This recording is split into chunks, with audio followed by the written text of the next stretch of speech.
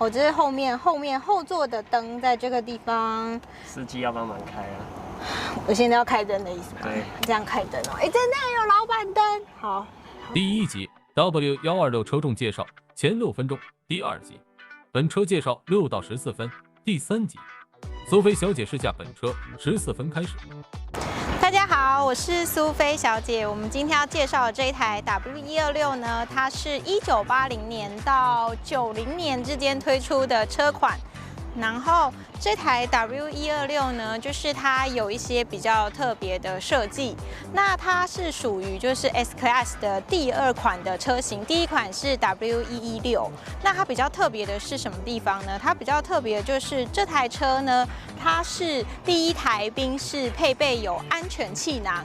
然后除了安全气囊以外呢，它还有一个安全带的预警系统。那它是做什么的呢？就是这个安全带呢，是它可以在你就是车子受到强烈撞击的时候呢，它就是会有一个牵引的装置，所以呢，它里面就是在安全带这边跟在那个安全气囊那边呢，就有个小炸药，就是它会蹦蹦蹦，然后蹦了以后呢，它就会把人往后拉住，然后你就不会往前弹出去这样子。那之后的车款呢，就是后面就都会有这些就是安全的系统，那之前是没有的。那这台 W126呢，是1979年到1991年，总共生产了12年，是非常长的时间。然后它的设计呢，也跟之前的车款都长得不一样。它就是在设计的时候呢，有考量到空气动力学，所以就是让它的速度呢，就是会比较，就是因为比较流畅，所以它其实在开的时候呢，速度会比较快。然后比较特别的是呢，就是 W126的设计款，它的保险杆呢是塑胶的，就是以前都是金属的，所以呢它的重量呢就比以前的车又来得轻，所以它就可以比较省油。但是其实塑胶拿掉以后呢，里面还是金属，所以还是可以撞，就是撞的话呢还是不会输，就是它还是非常坚硬的。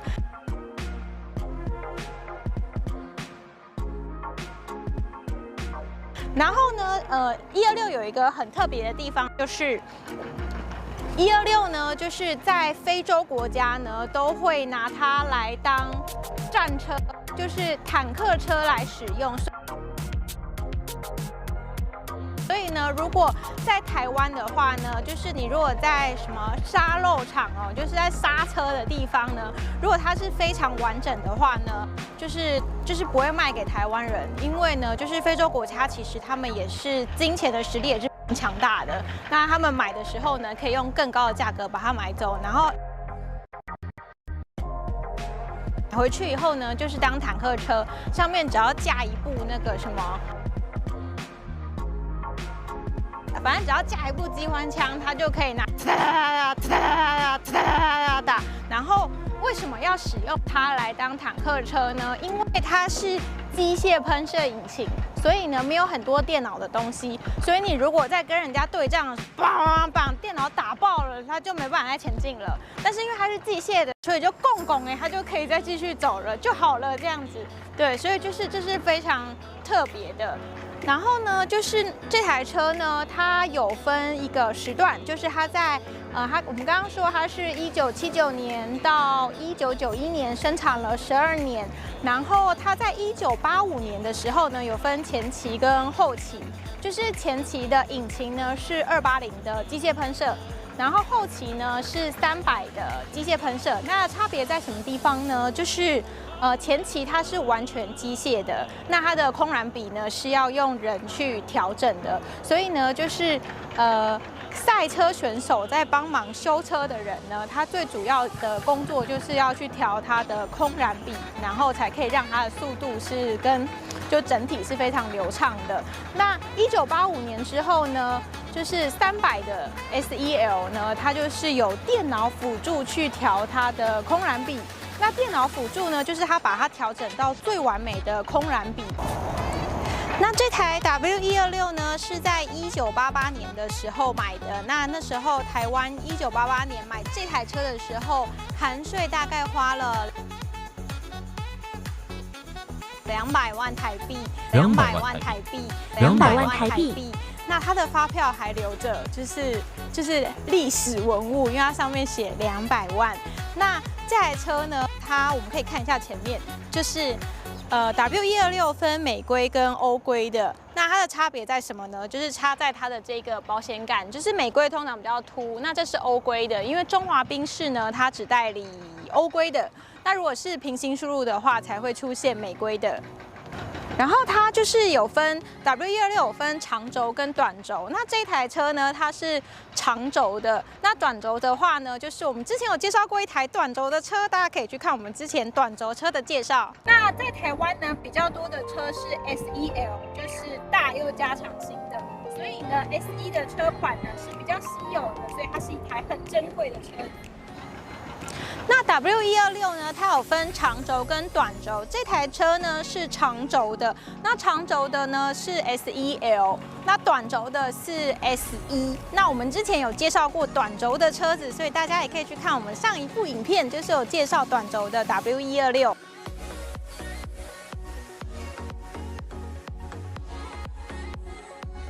然后短轴跟长轴呢，它的差别在哪里？就是它的后座有差了15公分，15公分大概这样子，对，就是它比较不一样的地方。第2集本车介绍，现在开始第3集。苏菲小姐试驾本车后半段。那现在介绍完这台车的历史以后呢，我们现在要来介绍这台车。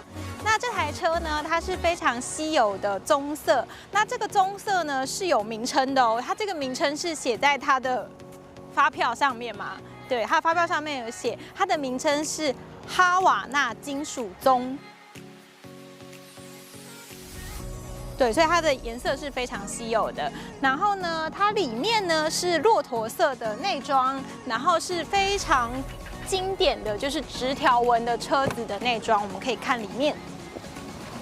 对，那这台车呢，是我们看是哈瓦那金属棕的那个外观，然后里面呢是骆驼色。然后是经典的直条纹的车子的座椅，那欧规才有直条纹的哦。如果是美规的话，就不是直条纹的，就是可能有其他不同的条纹这样子。然后这台车呢，我们可以看一下它的椅子的那个垫子。你看，我们1988年买的车，现在还是原厂的脚踏垫，而且脚踏垫还有一小块棕色，就是特别搭配这部车的外观。然后我们现在来介绍一下这台车里面的内装。那我们可以看一下，这边是我们刚刚说的骆驼色的内装，经典骆驼色。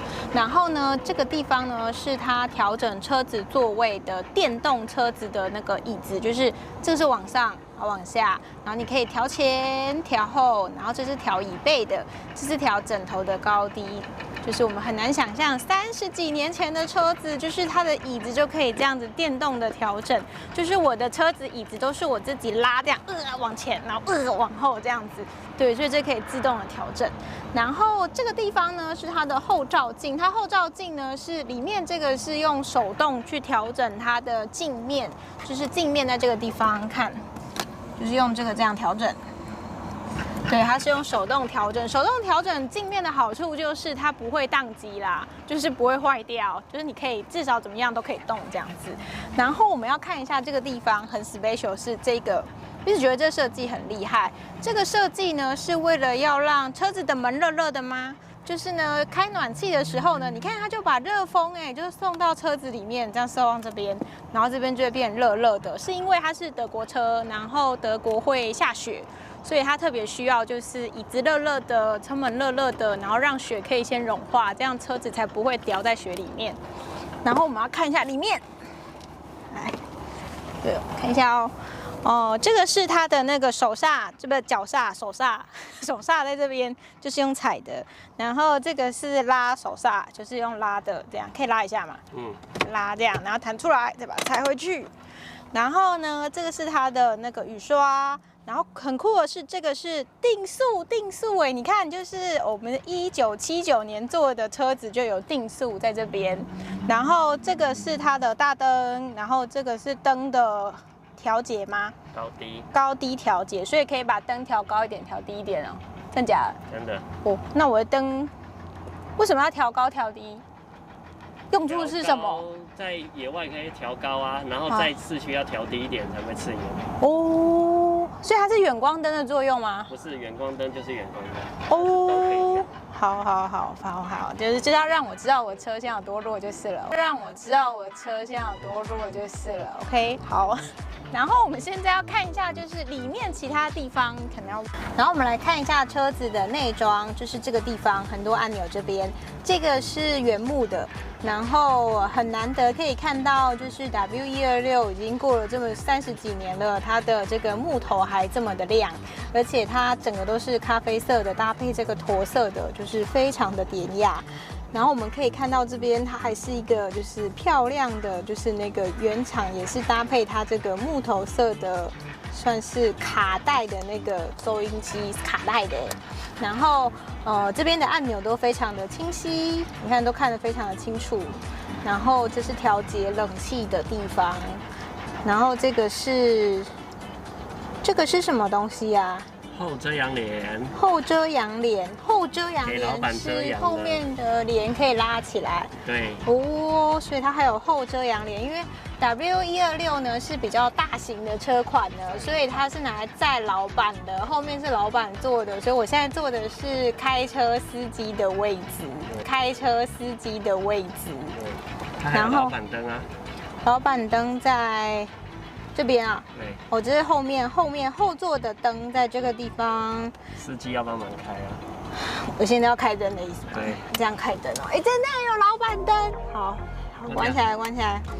然后这个地方呢，就是也是一样，我们可以看这里，这个呢是它的那个窗户，这个窗户呢，1979年开始，窗户就是电动的了，就不是手摇的，就是可以用电动的开关。那什么车是手摇的呢？107，还有111，还有108。好，那116是吗？是啊，我们的116是手摇。哦，好，那这个是什么东西？这个是什么？是防止小朋友掉出去的。这个吗？这个是音响的前或后。哦，音响前有什么？前面听，后面听？对，还是大家可以一起听？就是环绕音响的意思。哦，就是玩环绕音响这样。就是声音前面，声音后面，声音前面，声音后面这样。然后这个很特别哦，这个是就是音响，就是左边音响，左声道跟右声道是转音响的。啊，为什么要左声道跟右声道要转？哪边比较大声嘛？对，就耳朵不好，这边耳朵不好，这边大声一点；这边耳朵不好，这边大声一点。那种环绕的感觉，就是只要一转就一转就环绕音响这样子。然后，那这个是什么？这个原因？调这里的后视镜是电调的。哦，所以在那个就是在那个副驾驶座那边的那个后照镜。你看，我们看一下后照镜，它就没有手调的那一个开关，所以呢，它是用电动调整的。这是一个非常人性化的设计耶，因为那边根本就摸不到，所以那边可以用电动调整这样子。然后因为就是开车的司机，就是他是帮老板开车的，所以他比较拍秒没有，就是他可以自己来，所以这边手就可以自己去调他的那个后照镜。然后这边有个小开关是防止小朋友掉出去的，所以就是把它按开了以后，窗户就不能够再上下了，这样嘛，对不对？就是安全设计。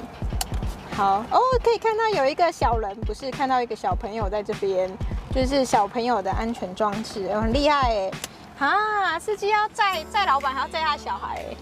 那我们看一下哦，这边就是跟以前就一样，就是你看这个是化妆镜，它还是亮的，灯还可以亮，而且这是很完整的，都没有坏掉。然后呢，这个呢是照那个挡阳光的，就是怕太阳太大，中间还可以遮，你就不用开车的时候就这样子，这样遮，这样看不到。然后这个呢，哦，对，这还是亮的。这边还有中华宾士的全省服务厂的贴纸，这贴纸都已经粘上去了。电话号码是6码的哦。电话号码是6码或7码，1、2、3、4、5、6、7码的，好，那接着我们就要来试开看这一台就是哈瓦那中的 W126开起来的感觉怎么样？因为每一台车经过30几年，其实开起来的感觉都不太一样，你就是要自己开过以后，你才知道就是顺不顺、卡或是很吵是安心还是怕会熄火？就是要开完以后你才知道。OK， 那我们现在来开看。第3集，苏菲小姐试驾本车，现在开始。好，忘记介绍我们后座的大空间。我们刚刚有说这一台车是长轴的，长轴的话比短轴的车，长轴的车比短轴的车长了15公分。然后后面现在都是我的外套跟我的背包。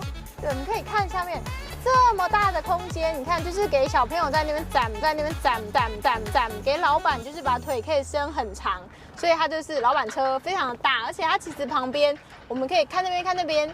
就是它两侧还有小灯，啊，那个灯是可以开的哦。你看，就是有小灯，对，就是给老板看书用的，就是像飞机上的那个灯一样。好，我们现在要出发，开看，就是这台车开起来顺不顺 ？Go！ 我是苏菲小姐，我们现在要来试开这一台棕色的 W126。那我们先系上安全带，来。发动车子的瞬间是很重要的。哦，没有声音，对不对？没有声音，刚刚没有听到发动引擎的声音，对不对？这台车呢，它的那个怠速是非常安静的，就是我有开过好几台的126，有开过黑色红内装、黑色黑内装，然后红色红内装，还有就是白色大跑车。跟我不知道什么颜色的车子。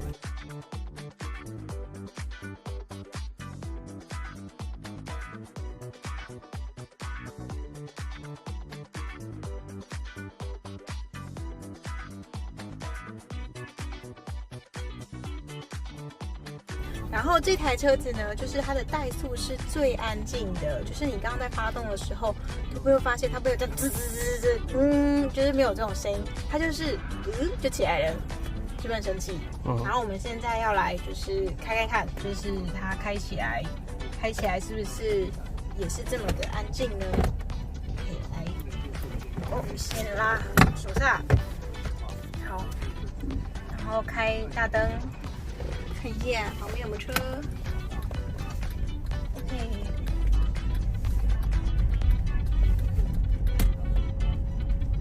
这台车呢，它现在开车，它整体开起来呢，就是太优雅了。就是它在踩引擎的时候啊，还有车子前进的速度啊，就是都是非常的温和的。但是 W126开车的时候呢，好像引擎横下去不能这么温和，是不是呢，赫曼先生？对呀。对，但是它现在很温和，而且它没有什么声音哎，就是它真的超级无敌安静的这台车。是跟其他的126比起来啦。所以这台车呢，其实它的车主呢顾它也是顾得非常好，它才可以就是你看外观这么漂亮，内装又这么完整，然后就是整体的那个就是都没有什么很大的噪音。那你记不记得上次的酒红色酒红内装那一台？酒红色这样，那个吗？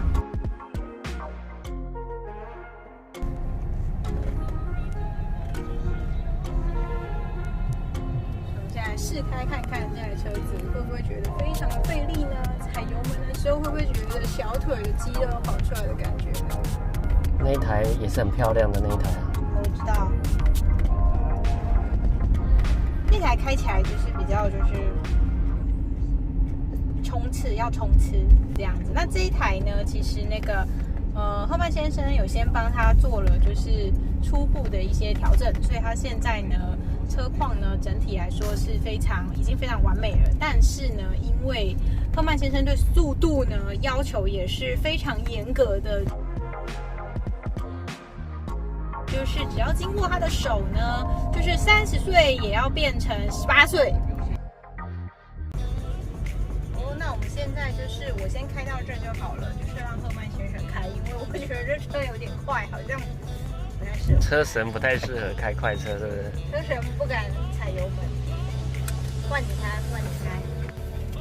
那我们现在换赫曼先生来驾驶这台车。等一下，开这么快干什么？慢一点。这是危险驾驶嘛？危险驾驶。然后60岁呢，也要变成18岁。为什么要18岁呢？因为18岁可以喝酒，喝酒嘛就会啼笑，你在讲什么？就开出去。因为1岁不能开这么快，因为1岁的话就是还是像婴儿一样，所以要18岁才可以，18岁才能开车。哦，那我现在是直线，我就是油门稍微才快一点点，就是你看还是很安静，对不对？还是很安静，也没有很大的那个声音，然后别人超了我的车。这台哈瓦那宗126跟其他的126比较起来呢，就是它特别的安静。就是他在开车的时候跟停下来在怠速的时候都异常的安静。那古董车开车的时候呢，最怕呢就是突然的安静，因为那种安静会让你觉得就是很寂寞，就是车子是熄火了吗？要推车了吗？就是这台车在刚开的时候会让你常常有这样的错觉，就是心一惊啊，要推车这样子，但其实没有。它就是跟其他车不太一样，它真的就是非常非常的安静。我从来没有开过一台126，它居然可以就是这么的平静。就是它在等红绿灯的时候，你会觉得空气凝结了，没有噪音，就是很奇怪这样。那这台车呢，现在呢，它的那个特色就是很安静。然后，但是因为它的速度呢，比较还没有像18岁这么的快，它现在有一点30-40岁这样子，所以呢，赫曼先生之后会把它调整的速度非常的快，然后还是维持它的就是平稳安静，就是空气凝结的那种安静的感觉 ，peace。我们现在遇到红灯了，然后现在车子停下来。然后我们完全听不到怠速的声音，只听到收音机的声音，有没有很安静，对不对？对，这部车最大的特色就是在停下来的时候呢，它的怠速没有什么声音，然后车子也没有什么震动，你会以为你停好车了，就是有时候我还会忘记就绿灯了要开这样子。那就是开这台车的时候，如果你旁边有载人的话，记得一定要开收音机哦，不然等到红灯的时候呢，车子里面空气就凝结了，因为连车的声音都不见了。那我们 W126 的介绍呢，哈瓦那宗的介绍呢，就到这边。因为我在开车，所以不能一直看镜头。然后我们还有其他车子的介绍，我们还有就是其他的126，然后还有111，还有107。还有什么？还有111环岛的介绍。如果喜欢我们的频道，可以就是记得一定要订阅哦，因为我会检查订阅人数。如果订阅的人有变多，就是我就拍影片的时候，我就会比较开心。所以记得大家要订阅哦。然后我们看我们其他的影片，就这样，拜拜。我们现在就是开着126，然后我们会发现126的这个仪表板呢，是不是都暗摸摸看不太清楚呢？因为一般呢126的这个仪表板没有整过的呢，它都这么暗，就是它不是没有亮，它只有这么亮。所以就是你要整过了以后呢，它才会看起来就是跟现在的车一样是亮晶晶的，不然你看现在开多少也看不太清楚，就是考验眼力的时候啊。所以一定要整一下，毕竟还是需要符合，就是现代人开车要安全。没错。那像这时候如果暗暗的话呢，它就必须要整一下。所以我们来看一张，就是赫曼先生有整完，就是布灵布灵亮亮的仪表板的照片。噔噔。哈瓦那宗家驼内装 W126 介绍完毕，订阅免费会更容易看苏菲小姐试驾新影片。